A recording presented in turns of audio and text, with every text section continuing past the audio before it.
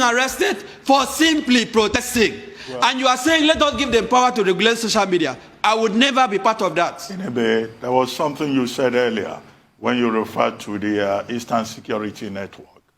I hope you are not justifying violence by any group inside Nigeria, because one of the bases for the objection of the federal government to Twitter is that Twitter has become a platform inside Nigeria for a particular separatist movement within the country.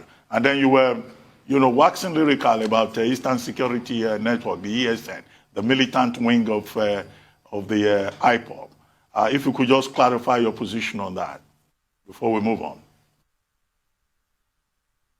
I totally oppose. I totally deprecate and condemn unreservedly the killing of policemen, the burning of police stations, the carnage that is going on in the East. I am not sympathetic to IPOB.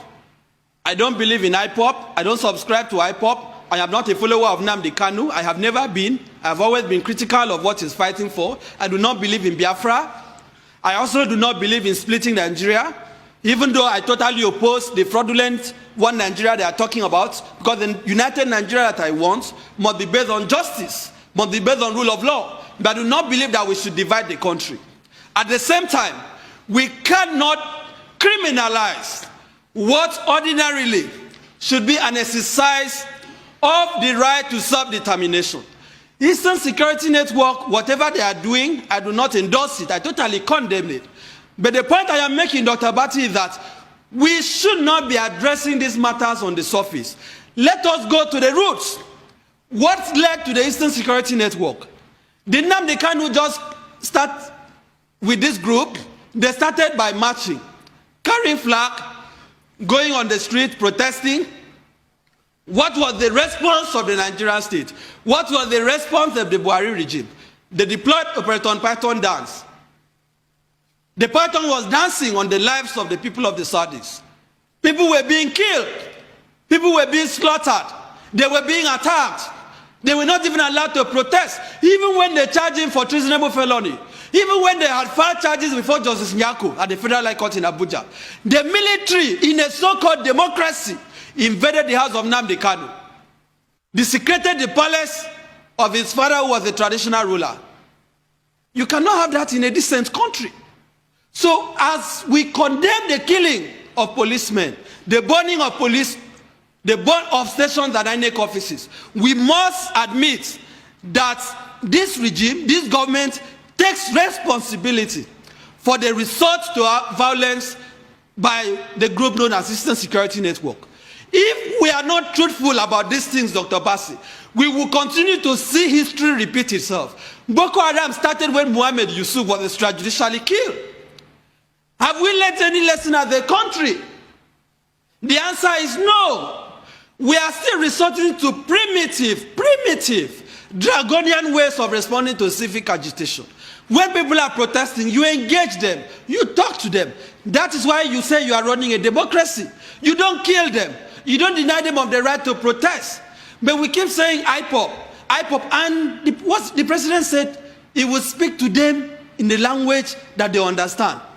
These people have not recovered. The people of Eastern Nigeria, the Igbos in particular, they are still going through the agony of the civil war. And you are saying you treat them in the language they understand? What is the language of the civil war? But there's an argument, and I'd like your comments on that argument, that the president's remarks were taken out of context. Those he was referring to were the armed groups who have forgotten the pains of the Southeast during the Civil War. The armed groups who are going around torching Nigerian infrastructure belongs to us, INEC infrastructure, for our democracy. That comment was made to a specific cadre of criminals. So those who leapt to their defense were wrong-footed, including Twitter, who did not take time to appreciate the broader context of that remark before deleting the tweet. Now, should Twitter have approached the Nigerian government, because this is a sovereign state, before deleting that tweet? I want your take on that. And also the general global move towards social media regulation. The U.S. government, the U.S. House of Representatives actually has 4 bills right now in the offing to restrain social media giants about utilizing user data, buying other platforms. I grant you, none of them is trying to restrain or censor the actual posts that individuals make. But there is a general sense that social media giants are too big for their britches. Your comments? Do you know that as I speak today, Nigeria does not have a data protection law, embarrassingly enough. Because you are citing the example, and that is why I'm saying when we make these comparisons, we must look at the peculiarity of these countries. There is no single one data protection law in Nigeria today, not even one. Not even one that protects the data of Nigerians. We don't have. We do not have. Now, you make, the point that the president's comment was taken out of context. The only person or persons who took the president's comment out of context is the president and Lai Mohammed. Nigerians understood what he said. I personally understood what he said. The context in which he said it was clear. He didn't just stop at that. He didn't say he was referring to the armed groups. No. When you look at it objectively, when you look at it in context, because he said that they have businesses all over the country. Is it IPOB that has businesses all over the country? Does IPOB have business in Kano, in Sokoto, in Zamfara, in Benue, in Kwara, in Ogun, in Cross River? They don't. Does the Eastern Security Network have businesses all over the country? The answer is no. Buhari was referring to the Igbos. We can admit it, we can pretend about it. His body language has been clear. He started by saying you cannot treat 93 and 5% equally. We have seen how he has marginalized the Igbos. No Igbo is represented in the National Security Council.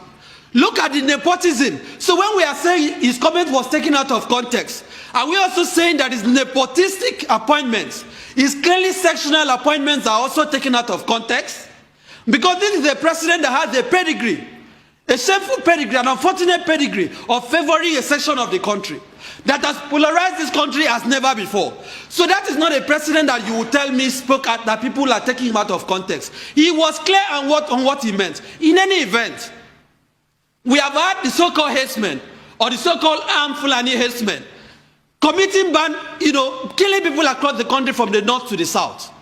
Has he spoken to them? Because in your interview with him, he made reference to what Governor Otom said, that the Governor Otom said is Fulani and that he cannot deny it. Not all Fulanis are criminals. But as Buhari spoken to his kinsmen, the ones that are criminals, the ones that are armed, in the language that they understand, the answer is no. We want language has he been speaking to them. Language of encouragement, language of endorsement, ruga, settlement, grazing routes, and so on and so forth. Despite that governors have rejected these divisive policies, Buhari is still trying to force it on the throat of Nigerians. He has not addressed the killings by the herdsmen. Has he spoken to bandits in the language that they understand for the last 6 years? The answer is no. Rather, Gumi is advocating amnesty. School students are being kidnapped. Just yesterday, people were praying in Zaria against kidnapping. Buhari has not spoken to kidnappers in the northeast, the northwest, in the language that they understand. He has also not spoken to Boko Haram and ISWAP in the language that they understand. But suddenly, he now knows the language that IPOP will understand. I do not think that is how to run a country whose unity you are willing to kill for. I do not think how to run a country that is... Let's move on from this Twitter and this political talk.